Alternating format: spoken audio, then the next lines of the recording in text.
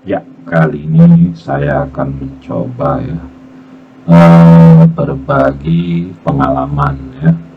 Pengalaman saya sewaktu jadi mahasiswa. Jadi inilah mahasiswa. Nah, mahasiswa mengalami tahapan satu, yaitu proses jadi maba, mahasiswa baru. Kedua, proses mengikuti perkuliahan ya. Ketiga, mahasiswa mengikuti apa yang disebut proses akhir. Proses akhir ini ya terbagi, pertama mungkin dia harus apa yang disebut PKL, dan yang terakhir mungkin dia yang kedua dia harus mengikuti apa yang disebut dengan membuat tugas akhir atau skripsi, dan yang ketiga terakhir sekali ada proses wisuda. Nah, semua intinya akan sukses kita jalani apabila kita satu, ikut aturan ya, aturan yang dibuat oleh kampus. Kedua ya, ketiga kreatif atau smart ya, cerdik saya katakan. Ketiga, satu lagi, jangan lupa kita harus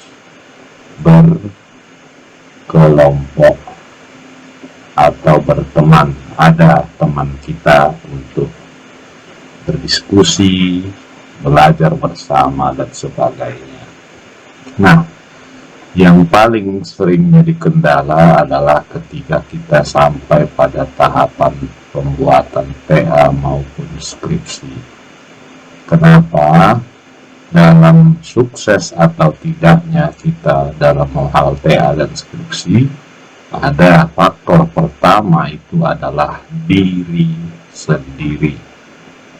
Ya, diri sendiri harus apa? Si mahasiswa sendiri ini faktor pertamanya, harus ditanamkan semangat dan pantang menyerah, ataupun juga harus smart, harus cerdik.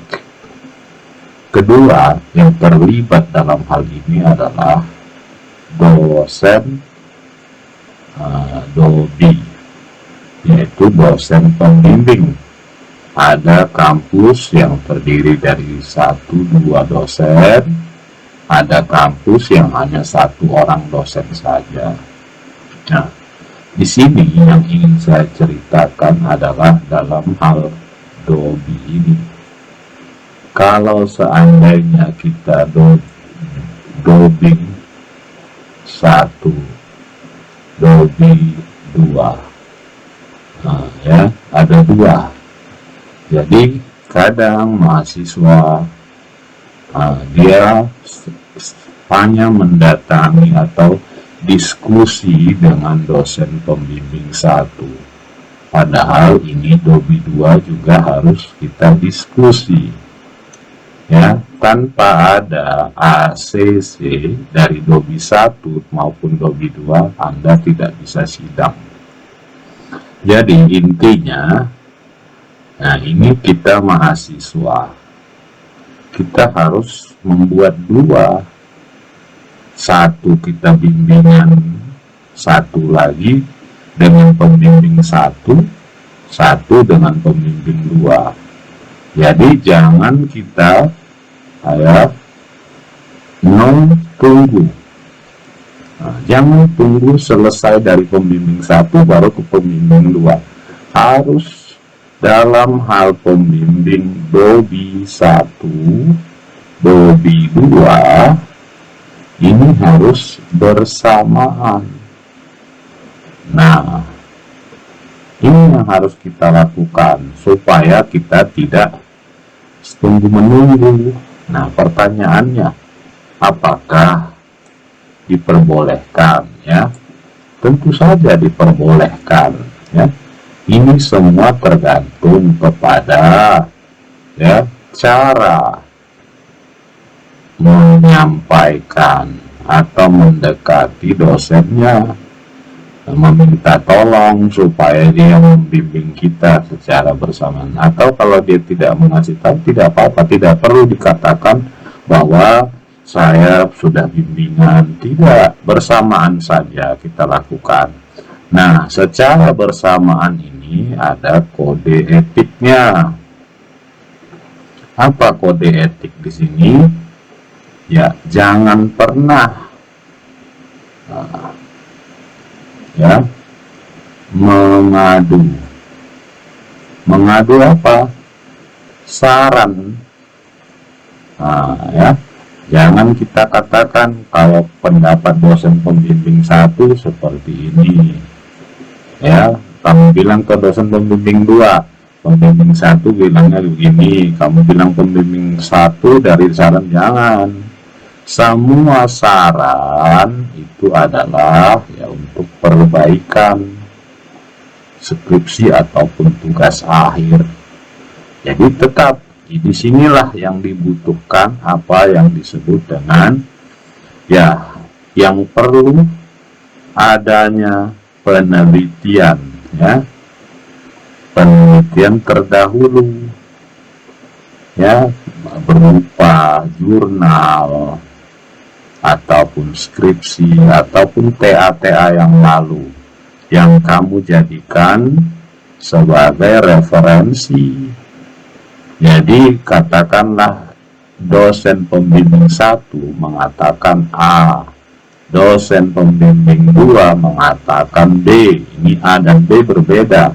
Nah, di sini peran kamu untuk melihat referensi penelitian terdahulu.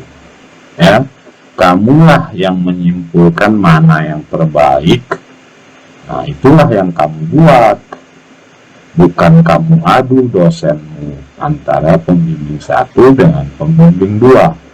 Ya, jadi kita disinilah dibutuhkan apa yang disebut dengan smart and creative. Ya, kita harus smart, cerdik, dan kreatif. Nah, yang pihak ketiga, jadi itulah selesai. Jadi kita bisa selesai tepat waktu karena kita bersamaan melakukan bimbingan dengan dosen pembimbing 1 dan pembimbing 2. Yang ketiga yang terlibat adalah dosen penguji 1 atau 2. Nah, ya di sini untuk dosen tips untuk menghadapi dosen penguji dan dosen penguji 2 adalah tentunya kita harus benar-benar prepare atau siap ketika maju untuk ujian.